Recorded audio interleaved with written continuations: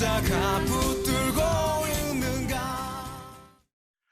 여러분이 가정에서 부모님의 마음을 가장 잘 알 수 있을 때가 언젠가 하면 아마 우리가 가장 아플 때, 그때에 대하는 부모님의 마음, 그 마음을 통해서 부모님을 많이 이해할 수 있을 겁니다. 성경에서 가장 비극적이고 아픈 사건이 무엇인가 하면 공통적으로 예수님의 십자가 사건을 말씀하실 겁니다.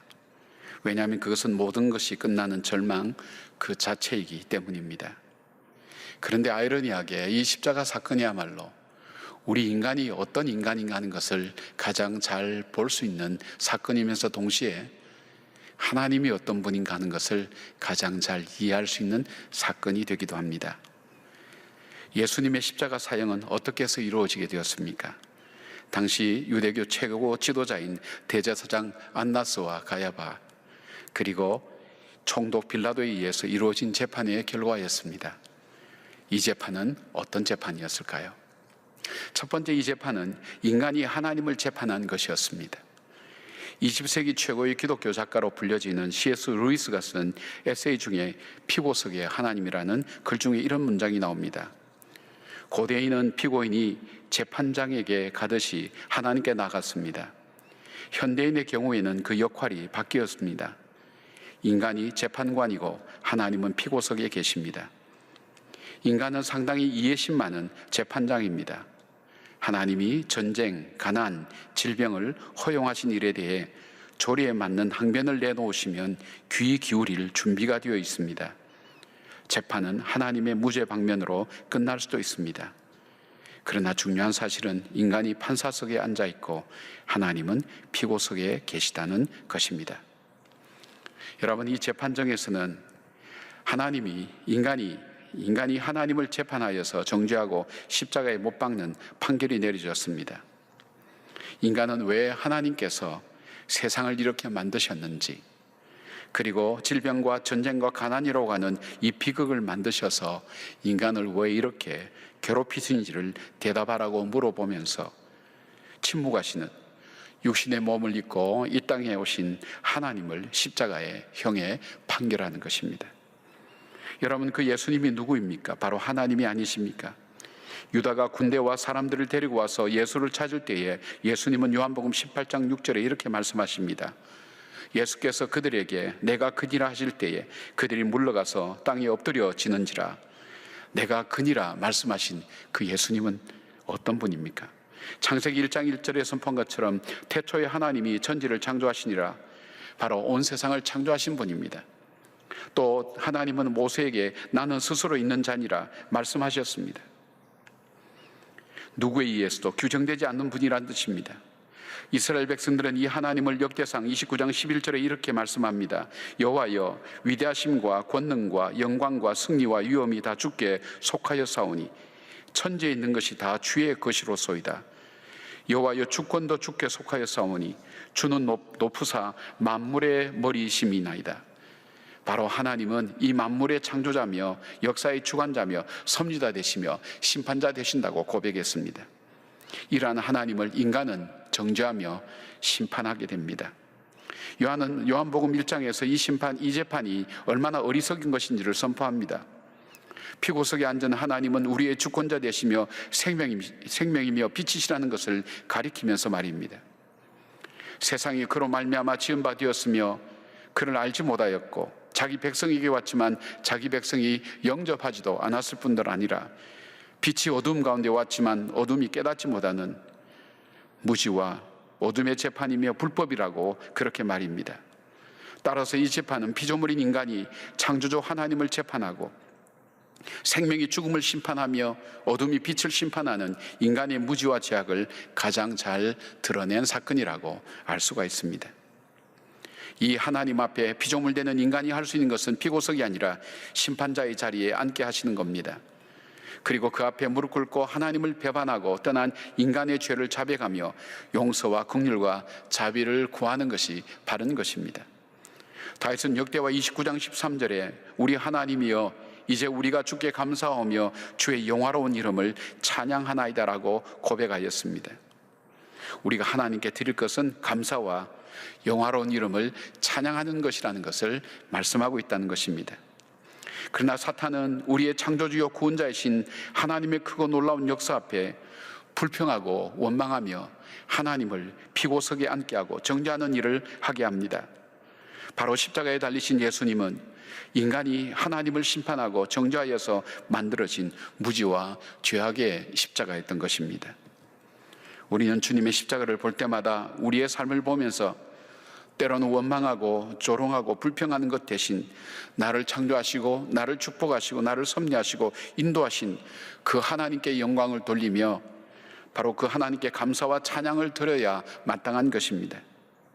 혹시 우리들의 삶에 우리가 재판장의 자리에 앉아서 하나님을 피고석에 앉게 하는 일들은 없습니까? 요즘 이 세상에는 얼마나 많은 원망과 미움과 고통과 두려움과 정죄함이 판을 치는지 알 수 없습니다. 이제 인간들은 심판자의 자리에서 내려와야 합니다. 그리고 하나님으로 하여금 심판자의 자리에 앉게 하셔야 됩니다. 그리고 우리는 우리의 죄악과 폐역함을 바라보며 회개로 하나님 앞에 나가야 됩니다. 이 모든 일에 원망과 불평 대신 감사와 찬양으로 하나님께서 서셔야 될 그 자리에 서게 해드려야 됩니다. 고난주일 십자가를 바라보면서 하나님을 피고석에 앉게 하고 심판한 우리의 교만과 피역함을 바라보는 거룩한 두려움과 깨달음이 저와 여러분 속에 함께하는 그런 고난주간이 되기를 바랍니다.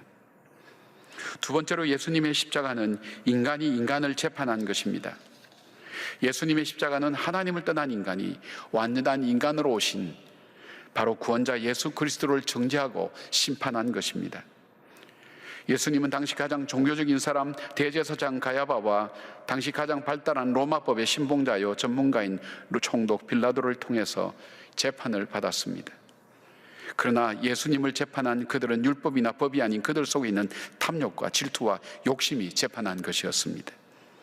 하나님을 떠난 인간 속에는 종교라는 이름과 정의, 평등, 사랑, 공평등을 추구하며 살아가는 것 같지만 실상은 인간의 가장 밑바닥에 있는 타락한 본성의 지배를 받게 됩니다. 이러한 인생 기준은 구원자로 오신 주님을 재판합니다. 빛이요 구원자이신 하나님을 알지 못하고 어둠과 사망을 선택하며 살아가게 됩니다. 결국 구원자요 빛으로 오신 예수 그리스도를 십자가에 못 박아버리는 결정을 하게 되는 것입니다. 바로 예수님의 십자가는 저와 여러분의 죄 때문에 만들어진 그런 십자가의 형틀입니다. 하나님을 떠난 인간은 하나님의 간섭을 받지 않고 자유롭게 행복하게 살 수 있다고 믿었습니다. 나름대로 정의와 공평과 사랑이 있다고 말하지만 그 깊은 밑바닥에는 죄악의 오만과 질투와 욕망과 두려움이 가득했습니다.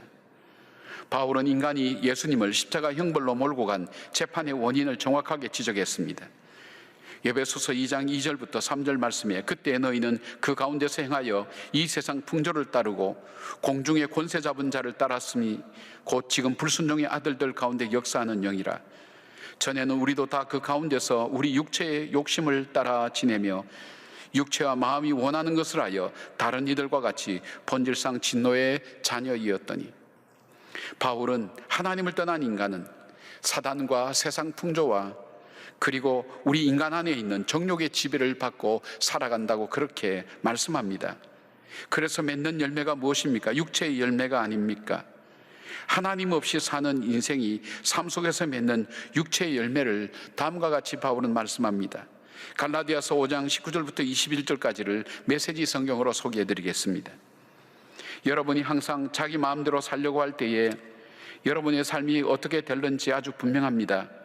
사랑 없이 되풀이되는 값싼 섹스, 악취를 풍기며 쌓이는 정신과 감정의 쓰레기, 과도하게 집착하지만 기쁨 없는 행복, 껍데기 우상들, 마술쇼 같은 종교, 편집증적인 외로움, 살벌한 경쟁, 모든 것을 집어삼키지만 결코 만족할 줄 모르는 욕망, 잔인한 기질, 사랑할 줄도 모르고 사랑받을 줄도 모르는 무력감, 찢겨진 가정과 찢겨진 삶, 편협한 마음과 왜곡된 추구, 모든 일을 경쟁자로 여기는 악한 습관, 통제되지도 않고 통제할 수도 없는 중독, 이름뿐인 꼴사나운 공동체 등이 그것입니다. 더 열거할 수도 있지만 그만하겠습니다. 로마서 1장 28절부터 32절 역시 메시지 성경으로 읽어드리겠습니다. 그들이 하나님이 인정하기를 귀찮아하자 하나님도 그들에게 간섭하기를 그만두시고 제멋대로 살도록 내버려 두셨습니다. 그러자 그야말로 지옥판이 벌어졌습니다. 악이 들끓고 욕망의 아수라장이 벌어지고 악독한 중상모략이 판을 쳤습니다.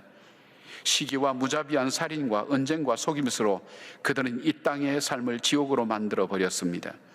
그들을 보십시오. 비열한 정신에 도끼에 일구이운하며 하나님을 맹렬히 욕하는 자들입니다. 깡패요 건달이요 참을 수 없는 떠벌이들입니다. 그들은 삶을 파멸로 이끄는 새로운 길을 끊임없이 만들어냅니다. 그들은 자기 인생의 방해가 될 때에는 부모조차도 저버립니다. 우둔하고 비열하고 잔인하고 냉혹한 자들입니다.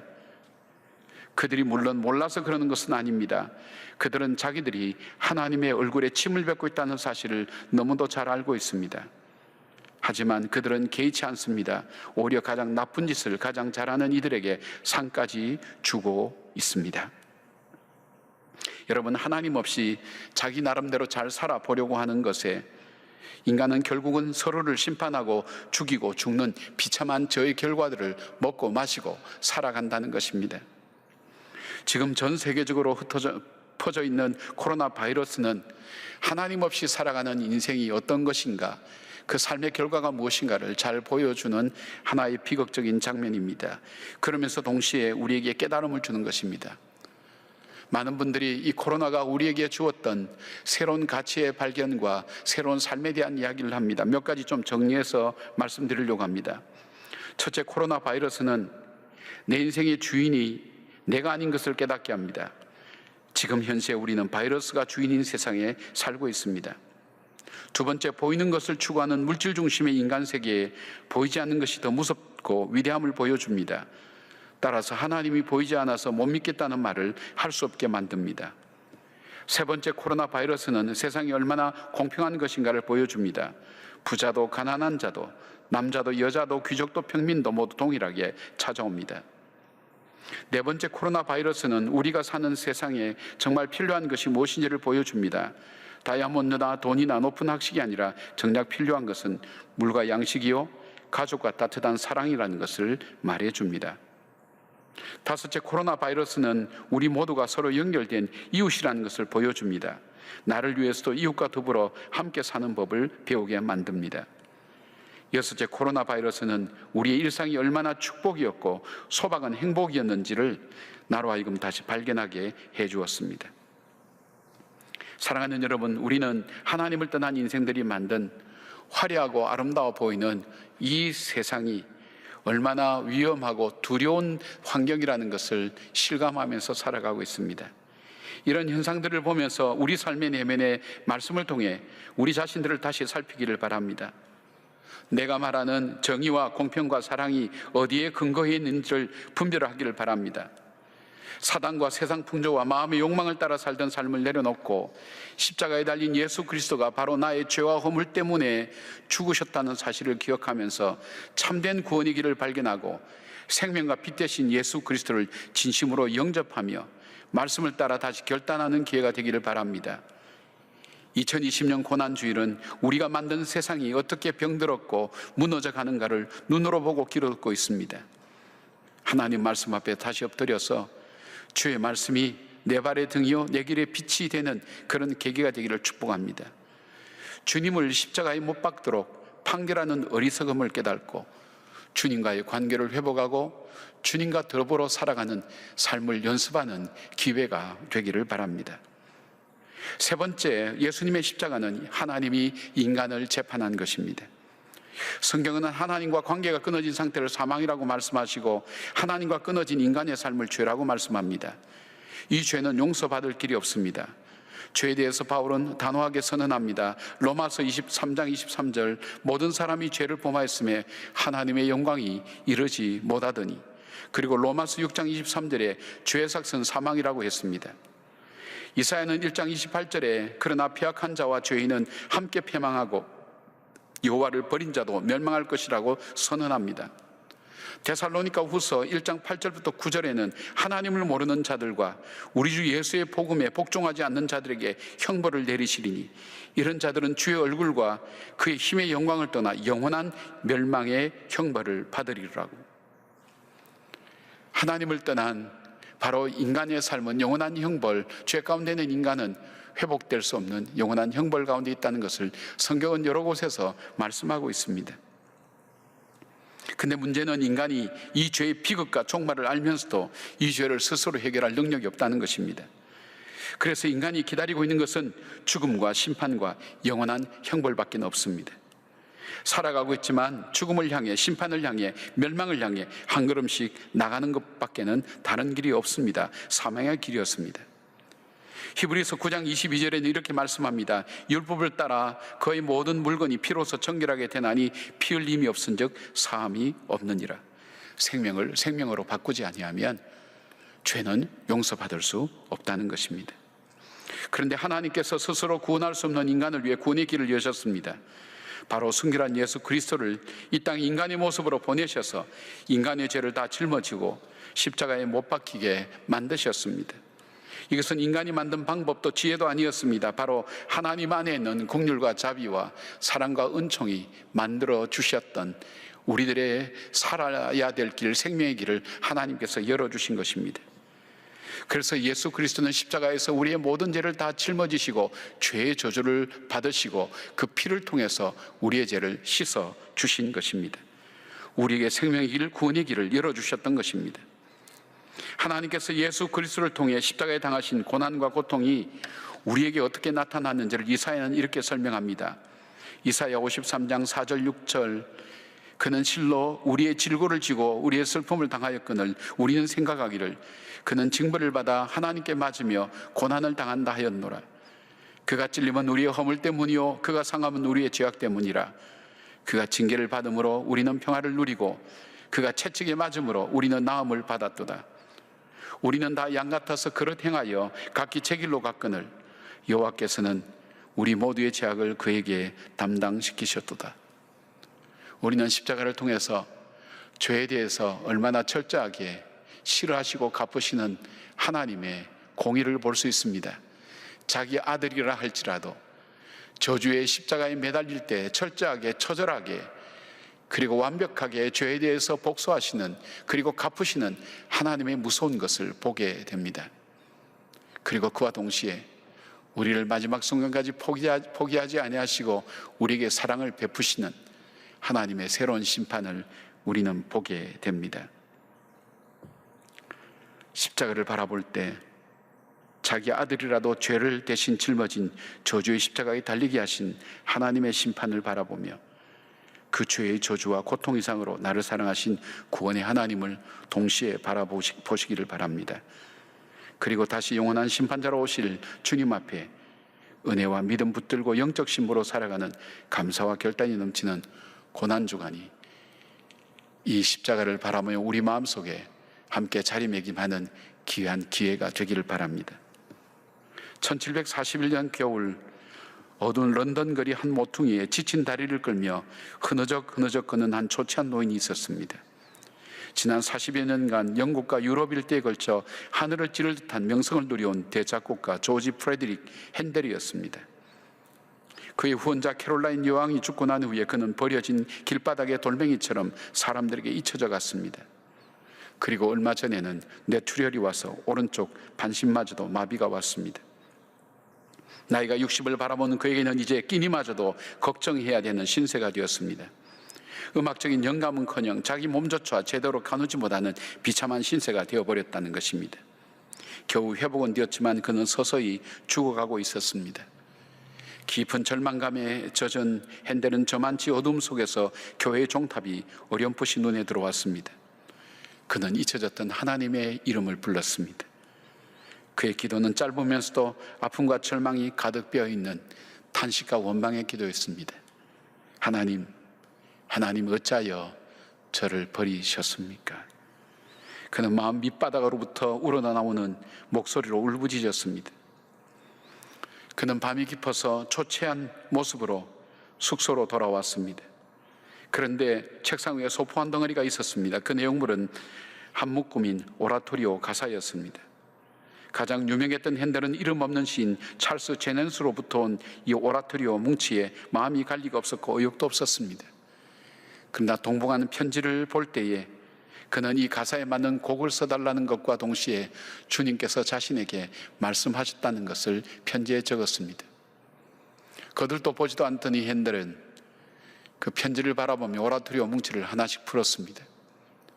대수롭지 않게 보던 그가 머물렀던 바로 그것은 그 오라토리오의 가사에 적힌 하나님의 말씀이었습니다. 그는 사람들에게 멸실당하고 버림을 받았도다. 그는 자기를 불쌍히 여겨줄 사람을 찾았건만 그럴 사람이 아무도 없었다. 그를 위로해줄 사람은 아무데도 없었다. 하나님은 그의 영혼을 지옥에 버려두지 않으셨도다. 그가 너에게 안식을 주리라. 현명한 지도자 나의 구주가 살아계심을 나는 알도다. 기뻐하라. 할렐루야. 예수님의 십자가는 구구절절히 자신의 마음 깊은 속에 머물러 있던 절망과 아픔을 표현해내는 것이었습니다. 예수님의 순환이 자신의 절망이며 예수님의 부활이 자기의 소망으로 다가오기 시작했습니다. 그는 황급히 펜을 찾아 들었습니다. 그리고 놀랄만한 속도로 음표가 오선지를 메꾸어 나갔습니다. 하룻밤을 꼬박 세우며 곡을 써갔습니다. 할렐루야 할렐루야. 눈물이 그의 뺨을 타고 흘러내렸습니다. 무려 24시간 동안 음식을 먹지 않고 쉬지 않고 열심히 곡을 썼습니다. 그의 책상 위에는 이 세상에서 가장 위대한 오라토리오 메시아의 악보가 마구 흩어져 놓여지게 되었습니다. 이렇게 해서 완성된 곳이 바로 핸델의 오라토리오 메시아입니다. 그는 이 곡을 향해 이렇게 표현했습니다. 메시아는 나를 가장 깊은 절망의 구렁텅이에서 건져낸 기적이었다. 이제 이것은 나만이 아닌 온 세상의 희망이 되어야 한다고 말입니다. 1759년 4월 7일 그는 메시아 공연되는 자리에 참석했고 며칠 뒤 4월 13일 메시아가 연주되는 날 자신의 소원대로 성금요일 예수의 순환일에 세상을 떠났습니다. 오늘은 종려주일이면서 고난주간의 시작입니다. 십자가에 버려진 예수 그리스도의 고독과 고통을 담은 이 노래는 절망의 골짜기를 지나 세상의 소망이 되신 부활의 노래로 다시 불려지게 되었습니다. 오늘은 절망이 가득한 이 땅에 우리 대신 저주의 십자가를 대신 지시고 골고다 언덕에서 돌아가신 예수님, 그리고 이 주간은 우리를 위하여 죽음의 길을 한 걸음 한 걸음 걸어가시는 그 예수님을 하루하루 묵상하는 하루가 되면서 깊은 절망과 어두움 가운데서 우리의 아픔과 우리의 어두움을 아시고 품으시고 안으시며 그리고 그와 함께 십자가로 올라가시는 그 주님을 다시 한번 바라보며 우리 삶의 진정한 오라토리오 메시아가 써가는 그런 놀라운 기간이 되기를 바랍니다. 가장 힘들었기에, 가장 어려웠기에, 가장 고독했기에 바로 그 깊은 우리의 심연의 자리에 우리를 끌어올리시고 품에 안으시는 그 하나님의 사랑을 어느 때보다도 더 깊게 느끼며 이 짙은 죽음의 그림자가 온 지구상에 덮고 있는 이 땅 속에 진정한 부활과 소망의 메시지를 우리가 분명히 발견하며 그 하나님을 향해 찬양하며 그 하나님을 감사함으로 올려드리는 바로 이 고난주간이 되기를 바랍니다. 바로 그 신앙의 고백이 저와 여러분의 고백이 되기를 바랍니다.